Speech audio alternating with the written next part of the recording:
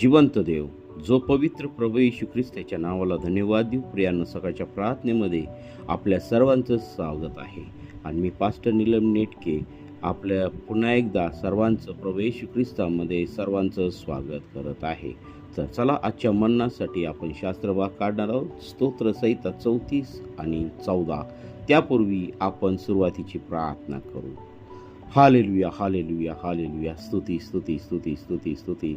धन्यवाद येशू देव बाप्पा, पुन्हा एकदा आम्ही तुझ्या पवित्र नावाला धन्यवाद देत आहोत. प्रिय प्रभूजी, या सकाळच्या समय तू आम्हाला उठवलंस, त्याबद्दल आम्ही तुझ्या नावाला गौरव देत आहोत. हा नवीन दिवस तू आमच्या प्रत्येकाच्या आयुष्यात जोडलास, त्याबद्दल मी तुझ्या पवित्र नावाला धन्यवाद देत आहे. आणि ह्या जिवंताच्या भूमीवरती तू आम्हाला जिवंत ठेवलेला आहेस, त्याबद्दल मी तुझ्या पवित्र नावाला धन्यवाद देत आहे. प्रिय प्रभूजी, ह्या जगाच्या धावपळीच्या जीवन जगत असताना प्रिय प्रभू येशू, तू आम्हाला सर्व गोष्टी देतोस, त्याबद्दल मी तुझ्या पवित्र नावाला धन्यवाद देत आहे. प्रभू, तुझ्या पवित्रतेत, तुझ्या प्रार्थनेत आणि तुझ्या आज्ञेमध्ये राहण्यासाठी प्रभू तू आम्हा प्रत्येकाला तू सहाय्य कर, मार्गदर्शन कर.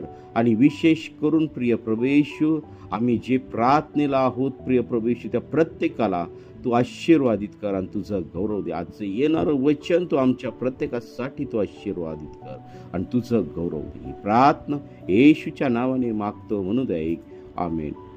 प्रियांनो, या सकाळच्या समय जे आपल्याला मननासाठी शास्त्र भाग आहे, स्तोत्रसंहिता 34 आणि 14. वाईटाचा त्याग कर व बरे ते कर, शांतीच्या प्राप्तीसाठी प्रयत्न कर व तिचे अवलंबन कर. प्रियांनो, ह्या ठिकाणी देवाचं वचन आम्हाला स्पष्टपणे सांगत आहे की वाईटाचा त्याग कर. आणि खरोखर आमच्या जीवनामध्ये ज्या वाईट गोष्टी आहेत किंवा वाईट आपण कोणाचं जर करत असेल तर प्रियांनो, ह्या सर्व वाईट गोष्टी आमच्या जीवनातून आम्ही काढून टाकल्या पाहिजे, त्याचा आम्ही त्याग केला पाहिजे.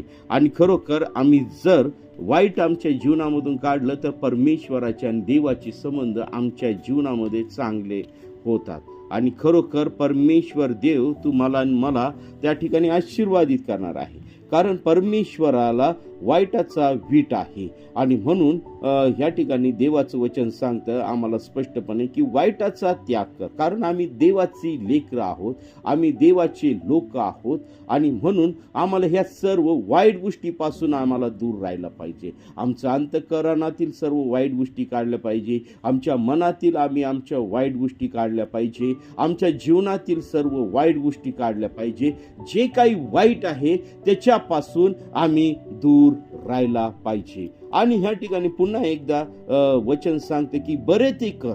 आता बरे मध्ये जे चांगलं आहे, जे बरं आहे, ते सर्व आम्हाला करायला लावलेलं आहे. आणि त्या बऱ्यातूनच आम्हाला देवाच्या जवळ जाण्याचा मार्ग परमेश्वराने आम्हाला दिलेला आहे. आणि पुढे देवाचं वचन सांगतं की शांतीच्या प्राप्तीसाठी प्रयत्न कर व तिचे अवलंबन कर. आता शांतीच्या प्राप्तीसाठी प्रयत्न कर. आता ही जी शांती आहे, ही शांती मिळवण्यासाठी प्रियांनो आम्हाला इकडं तिकडं फिरण्याची गरज नाही. आज भरपूर शिकलेले लोक आहेत, उच्च शिक्षित लोक आहे, परंतु अजूनही अंधश्रद्धेमध्ये जगत आहे.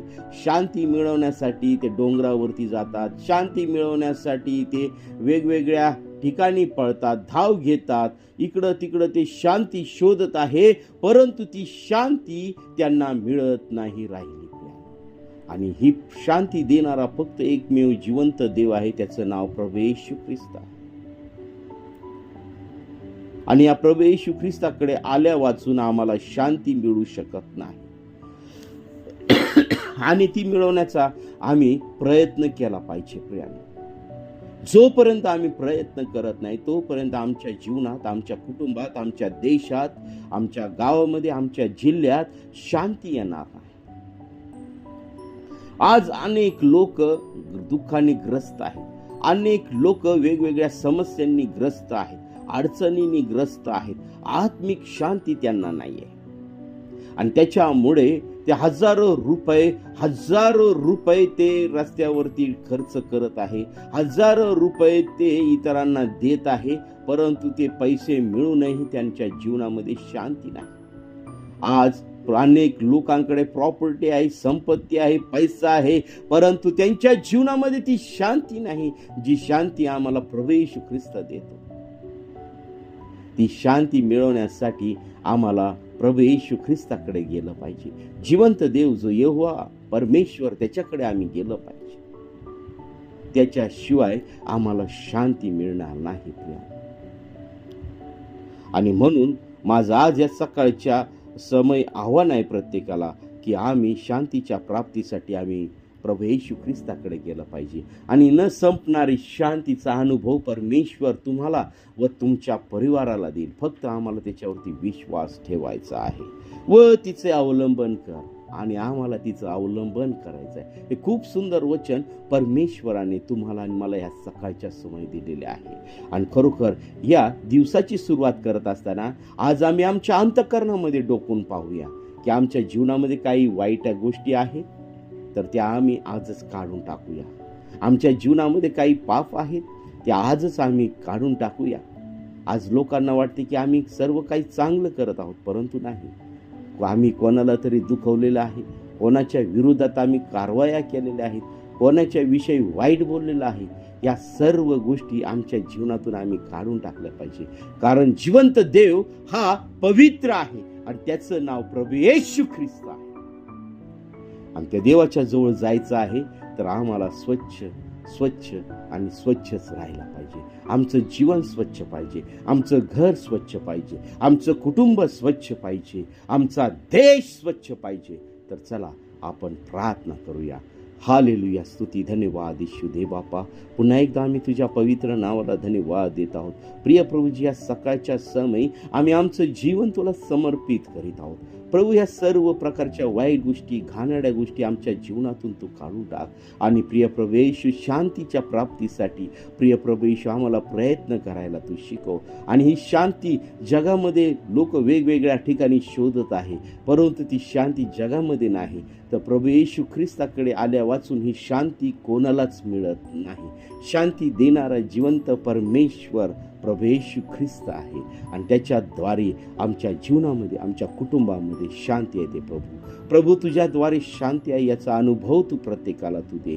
जे कोणी दुःखात आहे, संकटात आहे आणि वेगवेगळ्या प्रॉब्लेममध्ये आहे, प्रभू त्या सर्व गोष्टी तुझ्या पवित्र सामर्थ्याने तू काढून टाक. होय पित्या परमेश्वरा, आम्ही कुणी नाही तर सर्व काही करणारा जिवंत देव परमेश्वर तू आहे. याचा अनुभव या राष्ट्रातील लोकांना तू दे, आमच्या गावातील लोकांना तू दे, आमच्या वैयक्तिक कुटुंबातील लोकांना तू दे आणि तुझं गौरव होऊ दे पित्या परमेश्वरा. देवापा, आज आम्ही पावसासाठी प्रार्थना करत आहोत. पावसाने खंड पाडलेला आहे. प्रिय प्रभू, पाऊस तू आम्हाला तू दे आणि तुझं गौरव होऊ दे पित्या परमेश्वरा. पिकं शेतामध्ये आहे, परंतु प्रिय प्रभू येशू, आमच्या इच्छेने नव्हे तर सर्व काही तुझ्या इच्छेप्रमाणे होऊ दे. आमच्या बळीराजावरती तू कृपा कर. उद्योगधंदे जे उद्योगकर्ते आहेत त्यांच्यावरती तू कृपा कर. आमच्या सर्व देशाचे नेते, आमचे प्राईम मिनिस्टर, राष्ट्रपती, मुख्यमंत्री आणि इतर खासदार, आमदार या सर्वांवरती तुझी कृपा तू कर. आमचा देश व्यवस्थित चालवण्यासाठी प्रिय प्रभू येशू त्यांना तू सहाय्य आणि मार्गदर्शन कर. हो पित्या परमेश्वरा, देवापा, तू या देशाचा ताबा तू घे आणि तुझं गौरव या देशाद्वारे होऊ दे. हालेलुया, स्तुती, धन्यवाद येशू दे बापा.